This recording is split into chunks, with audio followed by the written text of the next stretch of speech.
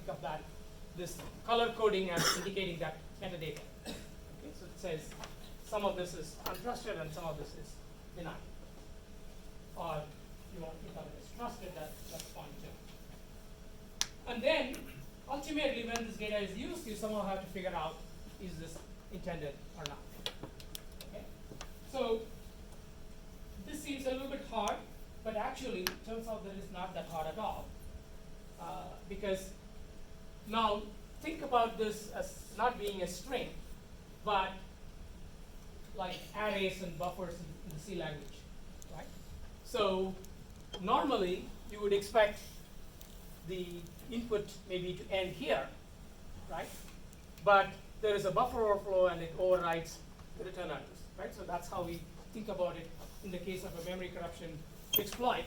Whereas here what has happened is something similar is happening, that it is supposed to end before any such delimiter, but there's a delimiter in the input that causes the rest of it to be, rest of the untrusted input to be interpreted as a command. Okay. So in terms of developing exploit mitigations, people started talking about doing two things. One is keeping track of the flow of data. Yes? While the data is coming, how do you know if it's untrusted or trusted? You know what your program is, right? So what is the purpose of your program? Is it to talk to an untrusted user, or is it to talk to a trusted user? But how would my program distinguish if it's from an untrusted user? I mean, your program does something, right? It's not you, right? It's not trying to figure out what am I doing right now. It's doing one thing, and it should know who it is talking to, right? I mean, if I have a check maintaining a trusted and an untrusted user, then I won't take an input from an untrusted user. Right? I mean, you think about any application. Tell me which applications that you access on the web expect you to be a trusted, they trust you. Are you ever trusted? I mean, that was my question essentially. How do you Well, so for instance, right, so let's say if you are the administrator of this application, right, then you may have a different access, right? So you may, and that may be signified by, say, you connect from on a different port, or you come from a different machine, or you provide different, login credentials. So there are ways to distinguish, right? But the problem here is not even at that level, right? So it's basically that if you're talking about, let's say, a web server, right? For a web server, if it reads a file on the local file system, it's benign. If it's going to read from the network, it's untrusted. Right? So it's a very simple determination in most cases. Okay. So you can track how this data is flowing through the program, and the key point being that if you want to detect these sorts of command injection attacks, you need to sort of keep track at the level of individual characters. Right? So this character, did I copy it from an untrusted source, or did I was this inserted into the program by my code, right? So again, this is providing you information on a character by character basis, whether it's red or black. Right? So that's what you need. And then what you do is you check, whether something is valid or invalid. And there is a fairly simple way to do this, and that is based on essentially you can do two things. One is you can write a tokenizer for the language. So something that figures out what are the tokens in the language. And so this is a shell command. These are the tokens. The first word is GPG, the second word is -R, the third word is some. So if you look at a benign request, the untrusted input stays entirely within one token. Okay? So in the case of a malicious input, what happens is that you have a whole bunch of tokens, right? And what you see is that that there is a token, a tainted token that continues to produce more tokens, right? So if you can have a simple policy that says that any untrusted input should stay within a single field, okay? And that will capture essentially all of these attacks.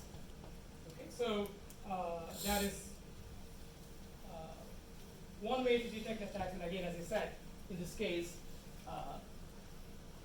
you can intuitively think of putting the semicolon and overflowing past the end of that as if it's similar to a buffer overflow. Okay? But the details are a little bit different, but the high-level picture is very similar. Okay? You can also, instead of doing just tokenizing, you can construct a parse tree for, so you can use a parser for the specific language, whether it is, in this case, the shell language, or if you're trying to find SQL injection, then you can use a parser for SQL.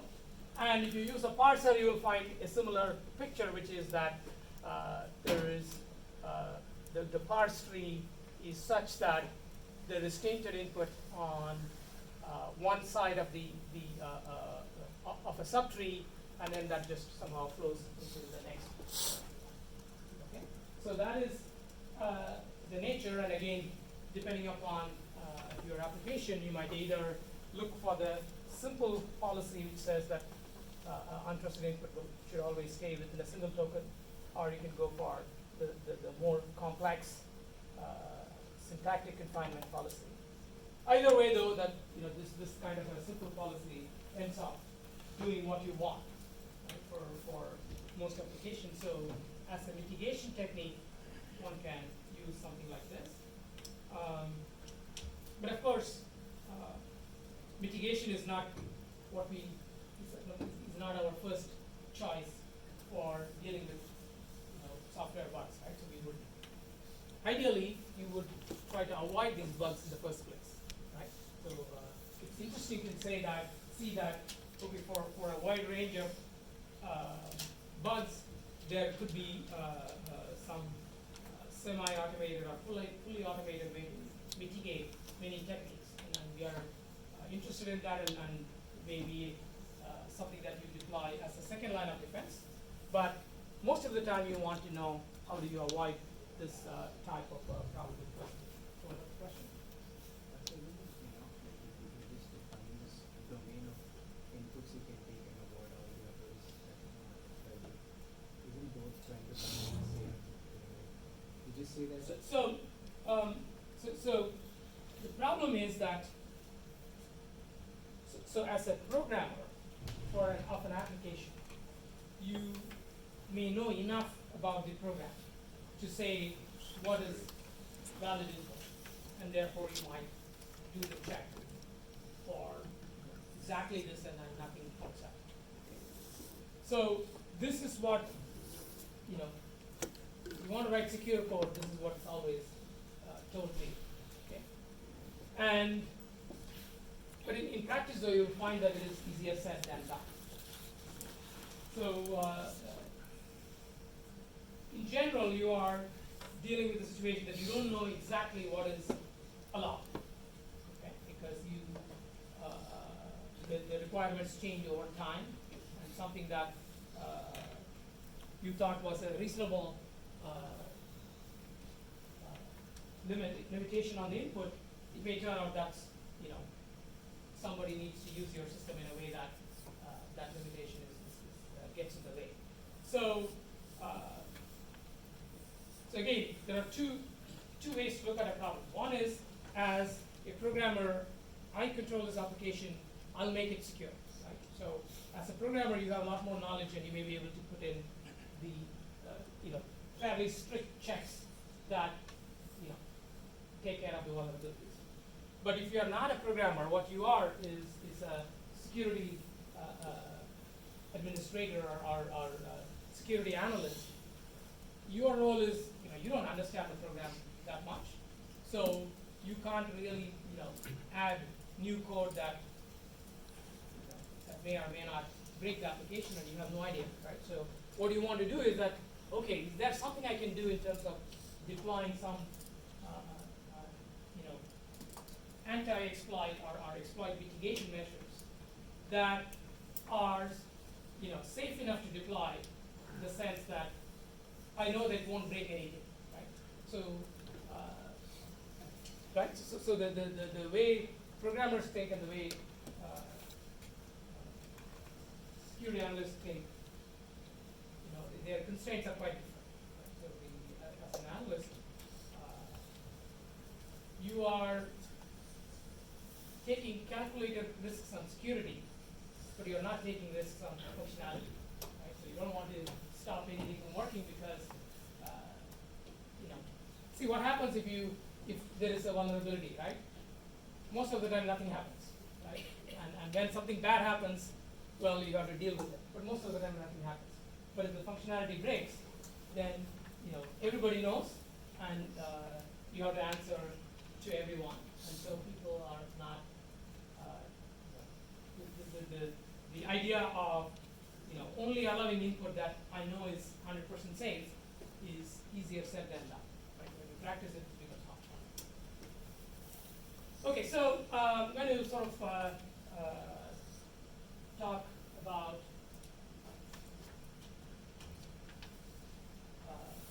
so in those pie charts, you saw that some attacks like SQL injection was becoming less common, and that's because most of these problems are fairly easy to avoid.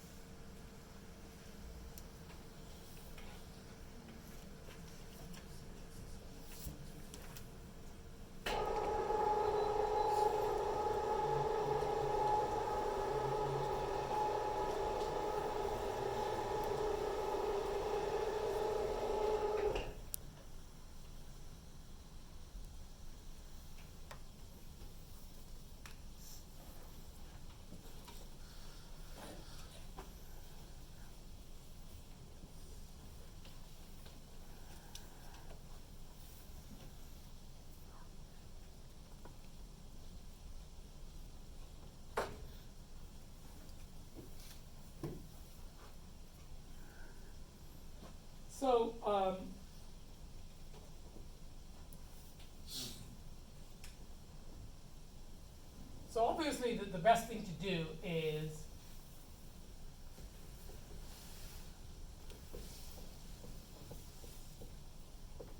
validate input. Right? So you might say, hey, for the problems that I've seen, I'm going to check there is no semicolon in the shell. Okay. Then, so while validating input is of course the right solution, and it's something that you should implement in your application, you have to realize that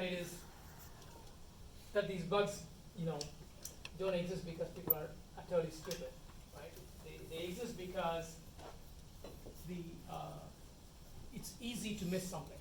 Right? So like the directory traversal example that I gave you, where because there is some decoding going on and you didn't check carefully whether the validation check was to be done before or after the decoding.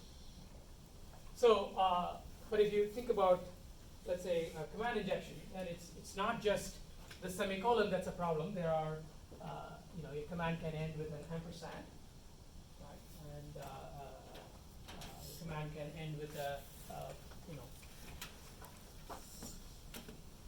type symbol. It can end with a, double this and this, and new shell commands can be, introduced with a backquote and whatnot, right? So there are many ways introducing a new command into what might otherwise seem like a string.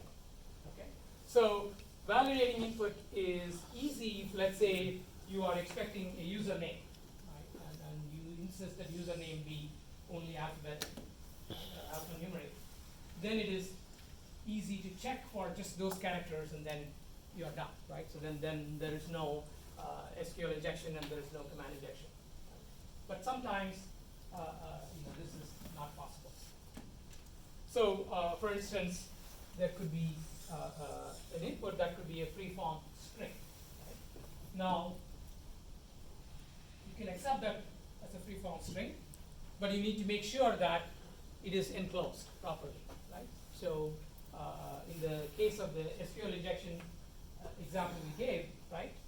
So the problem was that the attacker included a quotation character as part of the input, right? So this caused the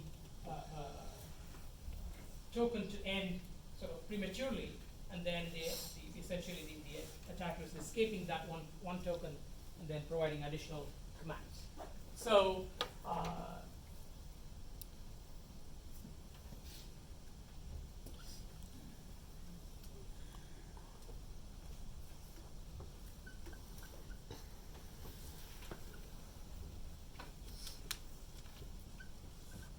right, so this is what I told you first.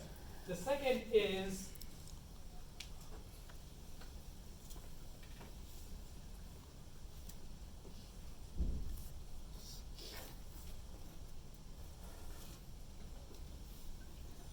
right. So if you know that there are some special characters which alter the meaning, for instance, they end a field like a quotation, then what you can do is that you escape those special characters so that they no longer have that effect, right? So if you're working with shell, then escaping means usually putting a backslash before the character that you want to escape, right? And if you're working with the web, it's more common to do URL encoding to escape, right? So you can do a variety of things to escape, and the goal of escaping is to make sure that no input will escape its field, right? So for instance, if it's a quotation, it's not going to escape.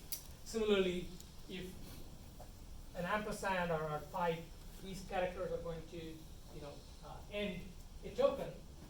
By escaping them, you make sure that even though the attacker provided these characters, which would otherwise cause the command to end and a new command to be given by the attacker, you can make sure that doesn't happen because you haven't escaped it, and so that character has been neutralized.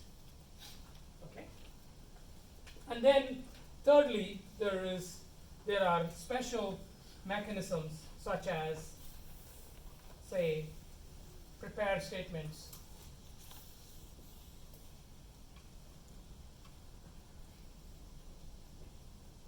In SQL.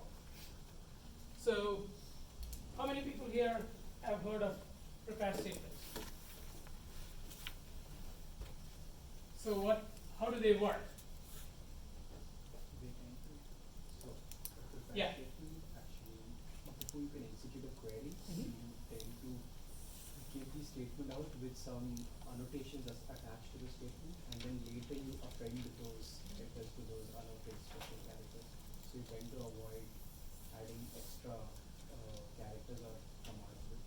Right. So the way to another way to understand it is, I showed you these parse trees for a command, right? So you can think of a prepare statement as I already construct the parse tree, and I tell you which leaf you can update. Okay, and whatever you give me, I'm going to only update that leaf. I'm not going to reparse the whole string. Right? I already parsed it. I already know, what is the command, what are the fields in that command, and I'm going to allow you to change this one field, and then I'm going to try to execute it. So it is kind of similar to doing this escaping special characters, but it is because it has the same intent, right? So escaping special characters is so that you don't end the current field and start a new field. But with a prepared statement, you get it right, because in this case of escaping, you may forget to escape some special characters because you didn't know that, or you didn't realize that it needed to be escaped.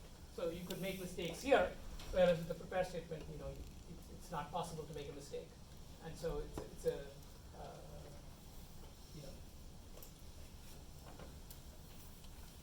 it's a way to make sure that the untrusted input doesn't change the query that is made to the database.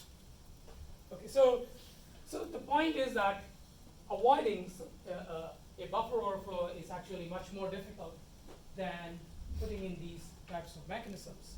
So in general, avoiding these command injection type problems is much easier. Okay? But it's also the case that finding one of these exploits is also very easy. So both the attack and the defense are easy. So